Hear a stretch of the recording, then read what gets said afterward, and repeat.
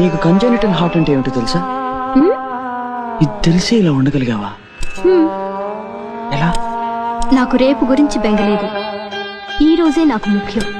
కాళిదాసు గీతికి, కృష్ణ రాసలీలకి, ప్రణయమూర్తి రాధకి ప్రేమ పల్లవి.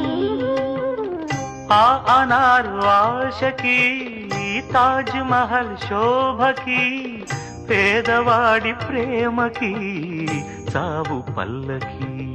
నిధి కన్నా ఎదమిన్న గెలిపించు ప్రేమనే, కథ కాదు బ్రతుకంటే బలి కాని ప్రేమనే.